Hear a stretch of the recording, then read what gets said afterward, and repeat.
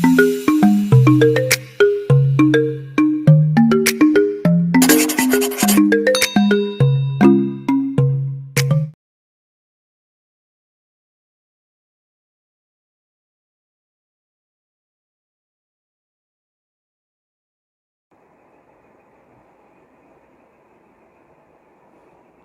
evening. You are welcome to Roy classes for class 12th. Dear students, today I am going to start syllabus of 12th. In 12th, I shall start book Rainbow Second. In Rainbow Second, first lesson Indian Civilization and Culture by Mahatma Gandhi.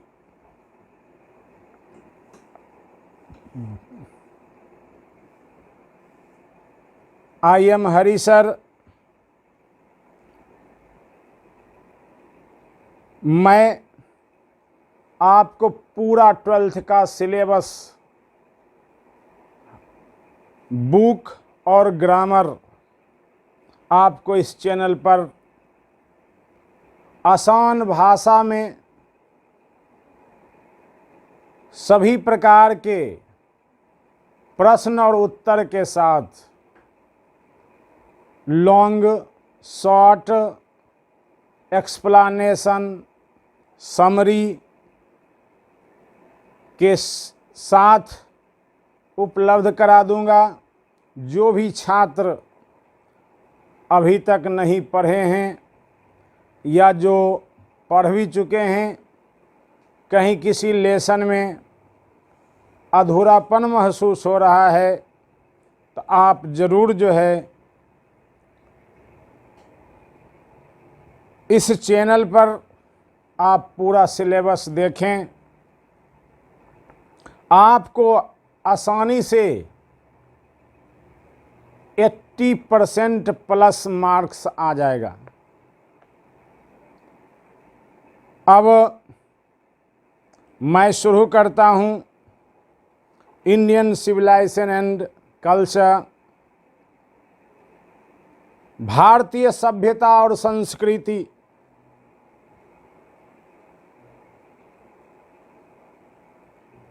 Civilization.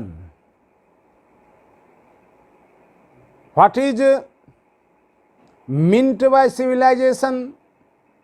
Civilization means लोगों का समूह। ऐसे civilization means सभ्य लोगों का समूह, लेकिन ज़रूरी नहीं है कि सभ्य लोगों का ही समूह।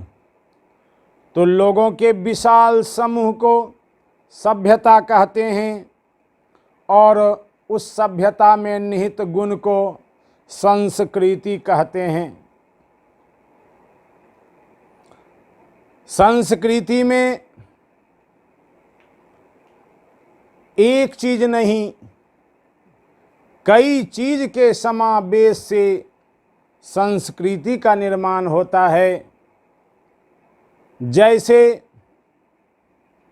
रहन सहन, बोली विचार, खान पान, ये सभी गुण संस्कृति के अंदर आता है।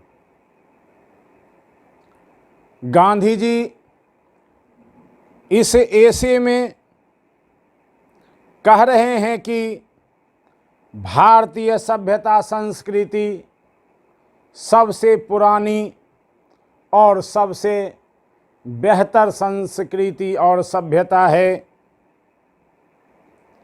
दुनिया में कितनी भी सभ्यताएं आई और गई, लेकिन भारत की सभ्यता अभी भी जिंदा है।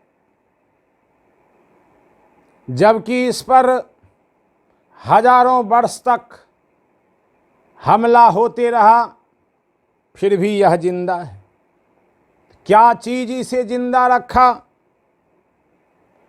इसका नींव इसे जिंदा रखा, क्योंकि भारतीय सभ्यता संस्कृति का नींव बहुत ही ठोस है। इसका नींव पैसा पर नहीं, अर्थवाद पर नहीं, मैटेरियलिटी पर नहीं, बल्कि स्पिरिचुअलिटी पर है, धर्मवाद पर है, यथार्थवाद पर है, भौतिकतावाद पर नहीं। इसीलिए भारत की सभ्यता संस्कृति अभी भी जिंदा है। इसे ऐसे में महात्मा गांधी जी भारतीय सभ्यता संस्कृति और पश्चिमी सभ्यता संस्कृति के बीच तुलना किए हैं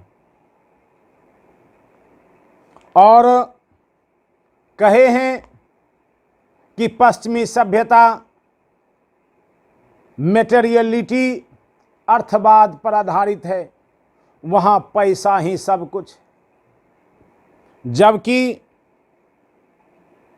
भारतीय सभ्यता संस्कृति में पैसा सब कुछ नहीं, चरित्र सब कुछ है, स्पिरिचुअलिटी, अध्यात्म, धर्म सब कुछ है। गांधी जी कहते हैं ग्रीस की सभ्यताएं आई, रोम की सभ्यताएं आई, चली गई, लेकिन भारत की सभ्यता अभी भी जिंदा है। भारत की सभ्यता संस्कृति इमोवेबल है, अचल है, अटल है। आगे कहते हैं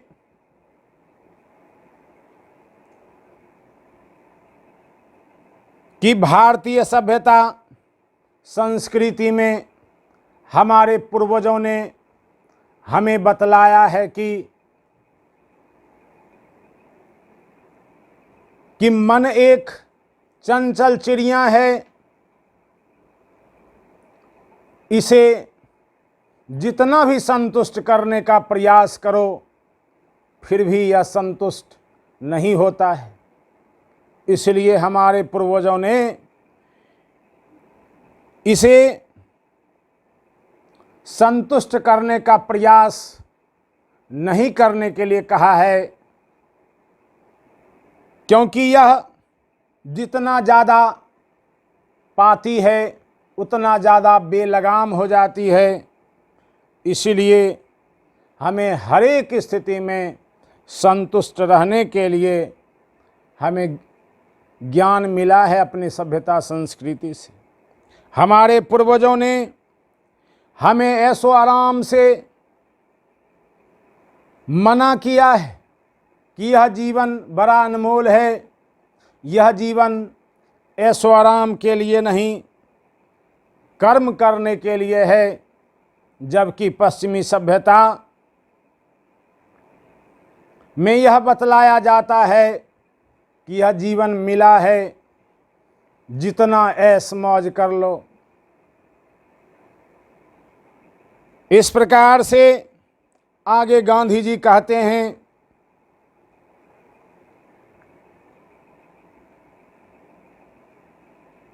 कि हमारे पूर्वज मानते थे कि शहर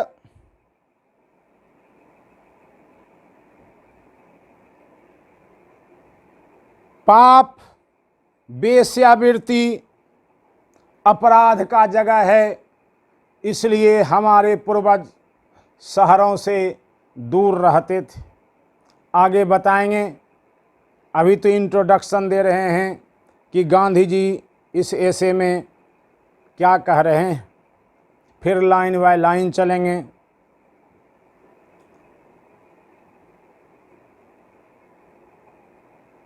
आगे कहते हैं हमारी सभ्यता संस्कृति में राजा की सत्ता से फकीर और ऋषि की सत्ता को ज़्यादा महत्व दिया गया है। पश्चिमी सभ्यता में अनैतिकता को बढ़ाया जाता है, जबकि भारतीय सभ्यता में नैतिकता को बढ़ाया जाता है। इसलिए गांधी जी कहते हैं, किसी भी कीमत पर हमें पश्चिमी सभ्यता को त्याग देना चाहिए। मैंने वर्षों का जो अनुभव प्राप्त किया है, उस अनुभव के आधार पर आपको मैं ऐसा कह रहा हूँ। पश्चिमी सभ्यता को अपनाने का मतलब है अपनी बर्बादी। पश्चिमी सभ्यता विशुद्ध अर्थवाद है। अगर इस सभ्यता से पैसा निकाल दिया जाए तो यह सभ्यता कुछ भी नहीं, जबकि हमारी सभ्यता से पैसा निकाल भी दिया जाए तो हमारी सभ्यता में बहुत कुछ है, सब कुछ है, जीवन का सार है, जीवन का तत्व है। गांधी जी कहते हैं, पश्चिमी सभ्यता ईश्वर विहीन है, जबकि हमारी सभ्यता ईश्वर पर आधारित है। आधुनिक मानव, आधुनिक सभ्यता ने क्षणिक सुख को अपना लिया है और बदले में अस्थायी सुख दे दिया है। पश्चिमी सभ्यता ने भी अद्भुत आविष्कार किए हैं भौतिक क्षेत्र में, विज्ञान के क्षेत्र में। उस आविष्कार में आधुनिक मानव भ्रमित हो गए हैं और ईश्वर की सत्ता को भी नकार दिए हैं। उसका आविष्कार दिखता है, लेकिन आध्यात्मिक क्षेत्र में भारतीय सभ्यता संस्कृति ने जो विकास किया है वह दिखता नहीं है, लेकिन वह विकास वैसा ही अद्भुत है।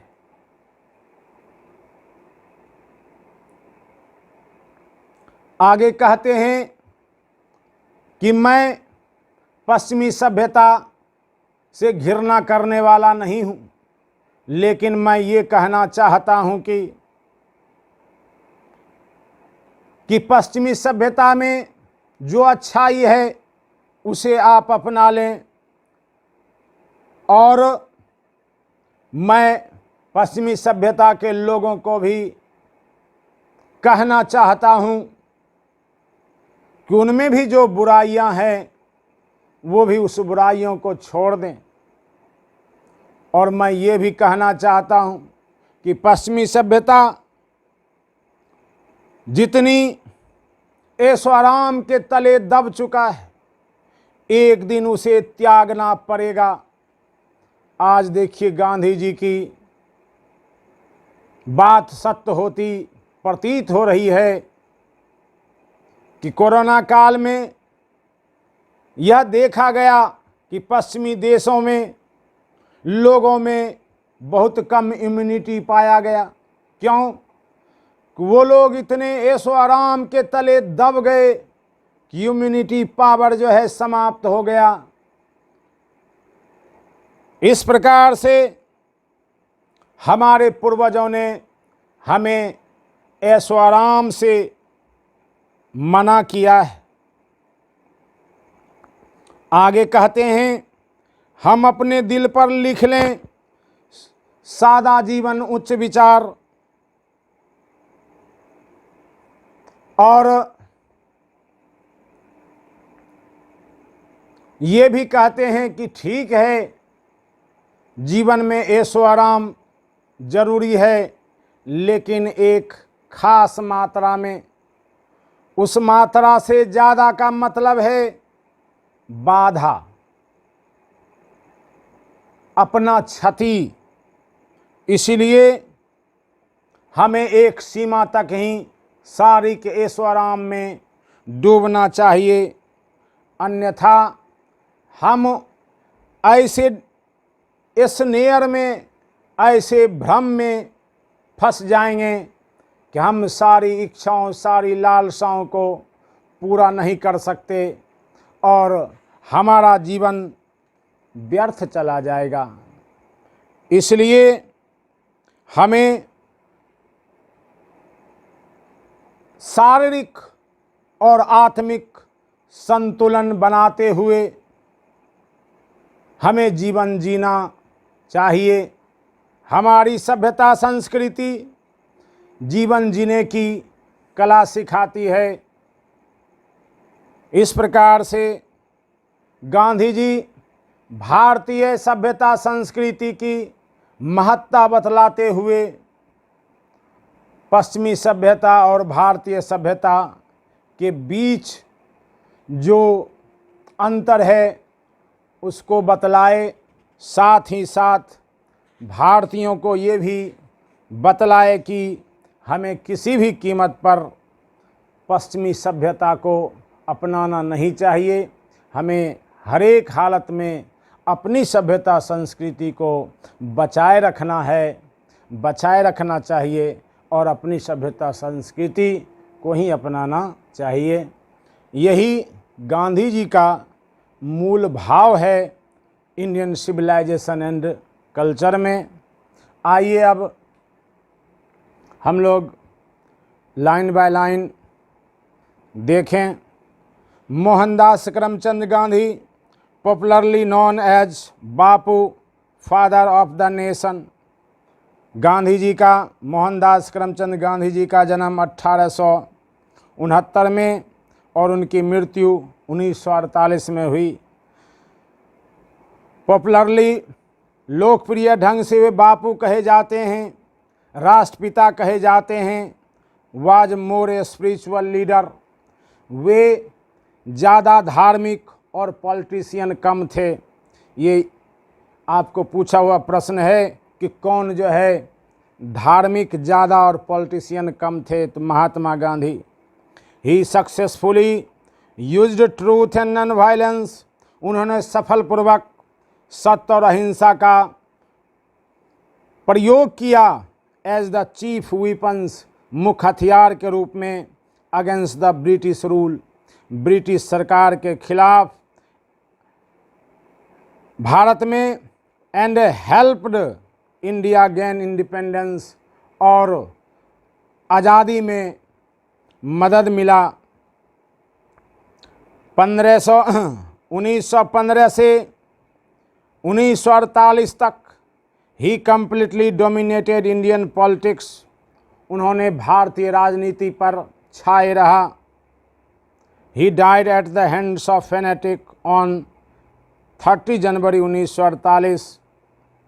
वे एक कट्टरपंथी के हाथों 30 जनवरी 1948 को मारे गए। His autobiography my experiment with truth, उनकी आत्मकथा my experiment with truth and the numerous articles, और बहुत से articles that he wrote for young India, जो उन्होंने युवाओं के लिए लिखे, and the speeches that he delivered, और वह भाषण जो उन्होंने दिया ऑन डिफरेंट ओकेजन्स, भिन्न भिन्न अवसरों पर, reveal him not only as original thinker, जो दर्शाता है कि वे सिर्फ वास्तविक विचारक ही नहीं, but also a great master of chest, बल्कि एक पवित्र गुरु भी थे। आइडियोमेटिक इंग्लिश, मुहावरेदार यानी सुंदर अंग्रेजी जानते थे।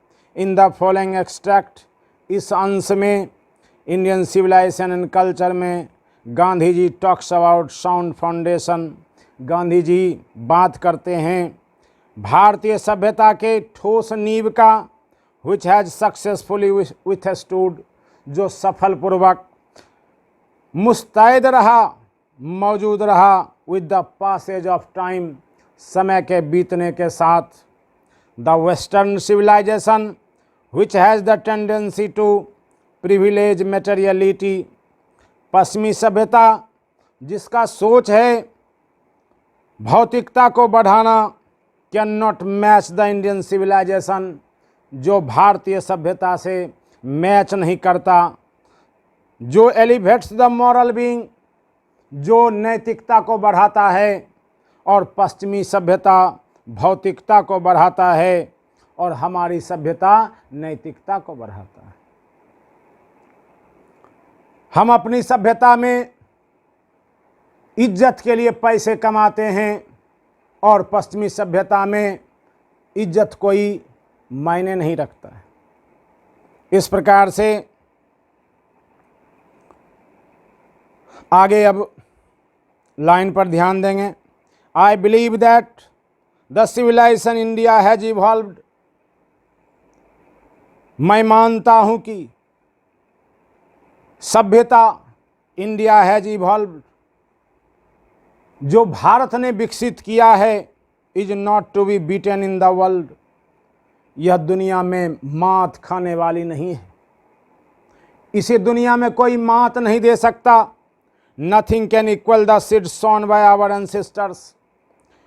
कोई इसके बीज का बराबरी नहीं कर सकता जो हमारे पूर्वजों ने बोया है। रोम वेंट, रोम चला गया। Greece shared the same fate, Greece का भी वही हाल हुआ। The might of Pharaoh was broken, Pharaoh की शक्ति समाप्त हो गई। Japan has become westernised, Japan पश्चिमीवाद हो गया। Of China nothing can be said, चीन का तो कुछ कहना ही नहीं है। But India is still somehow or the other sound at the foundation, लेकिन भारत अभी भी किसी न किसी तरह साउंड ठोस है एट द फाउंडेशन, नींव से।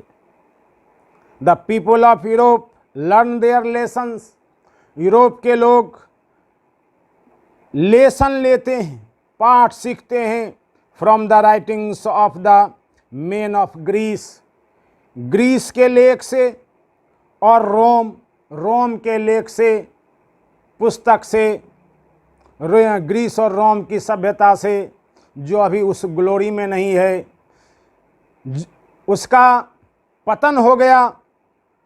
which existed no longer in their former glory, जो ये दोनों सभ्यताएं अपने प्राचीन गौरव में मौजूद नहीं है। क्या कारण है जो मौजूद नहीं है? तो उसमें खामियां थी जिसके कारण पतन हो गया। भारत की सभ्यता अभी भी है और कल भी था, कल भी रहेगा। In trying to learn from them, इसे सीखने में the Europeans imagine that they will avoid the mistakes of Greece. अब वो सोचते हैं कि ग्रीस और रोम में जो जो खामियां रही हम उससे बचेंगे। इससे स्पष्ट होता है कि उसमें खामियां थी, लेकिन भारत की सभ्यता का अध्ययन आप कर लीजिए, इसमें कोई खामियां नहीं मिलेगी।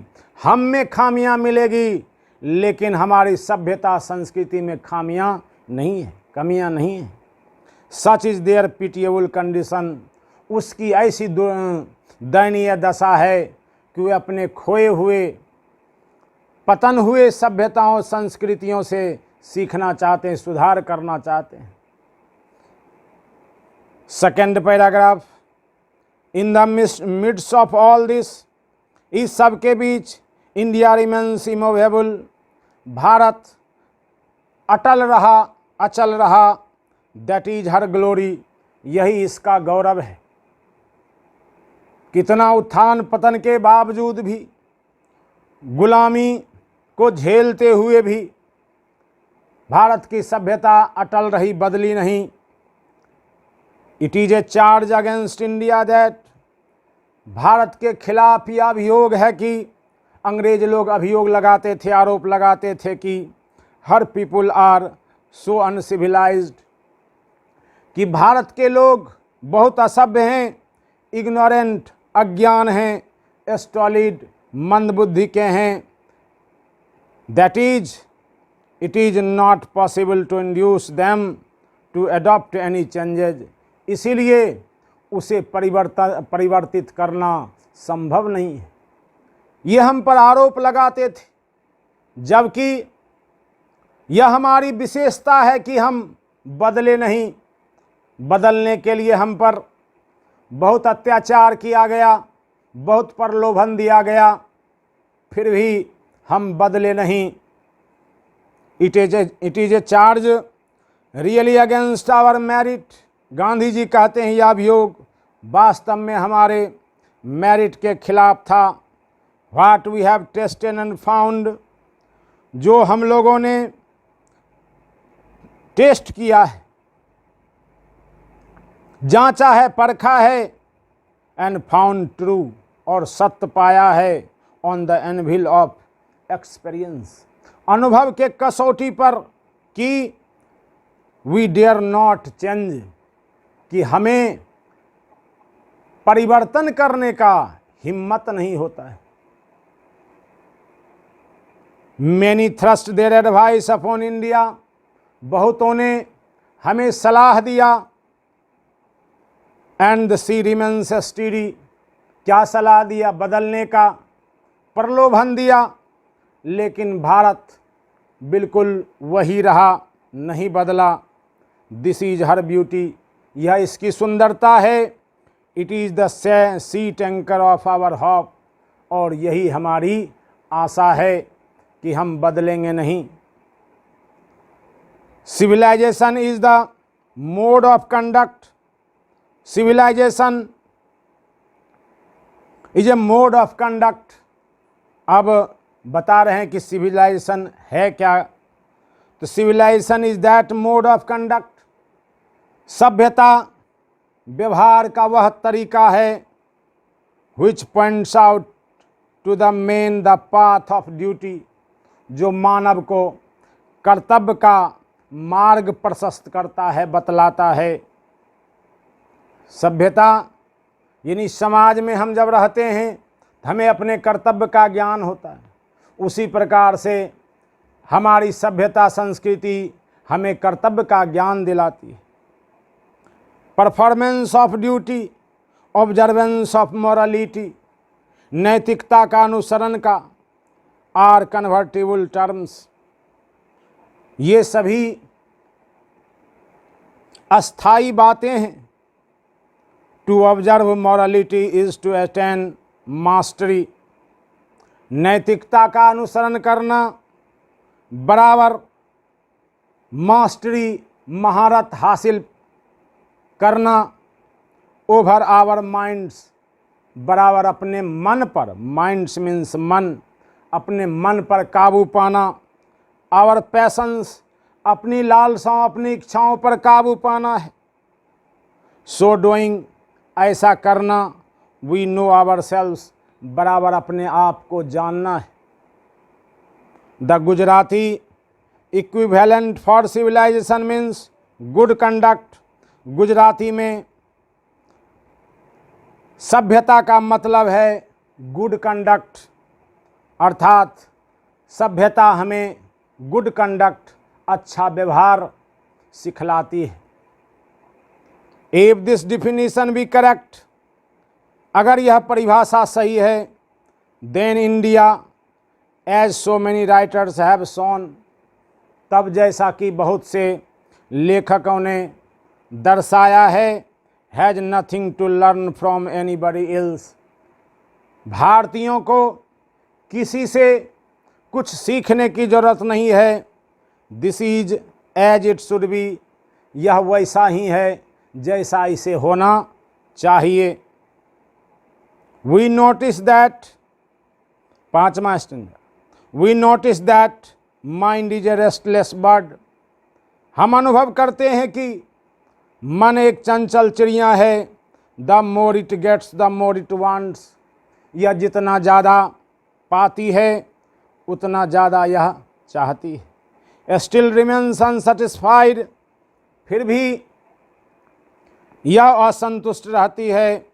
The more we indulge in our passions, जितना ज़्यादा हम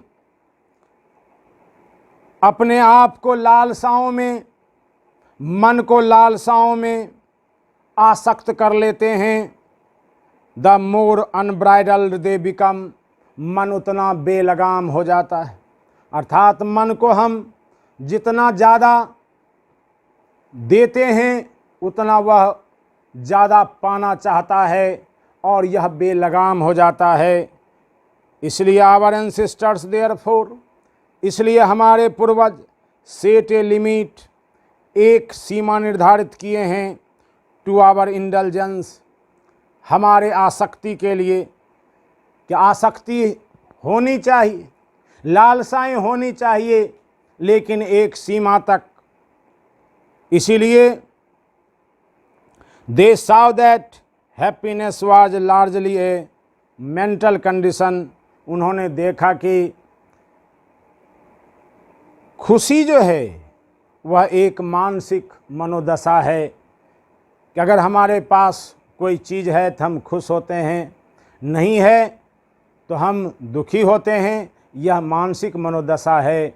इसलिए हमें हमारे पूर्वज यह बतलाते हैं, whatever we have we must be satisfied, हमें जो कुछ भी हमारे पास है हमें उसी से संतुष्ट रहना चाहिए, प्रयास ज़रूर करना चाहिए, लेकिन उसके आसक्ति में हमें अपने आप को गिराना नहीं चाहिए। इस प्रकार से प्रथम क्लास में मैं स्टेंजा ये पैराग्राफ 5 तक डिस्कस किया। नेक्स्ट क्लास में पुनः पैराग्राफ 6 से डिस्कस करेंगे। आज के क्लास में इतना ही। जय हिंद, जय भारत।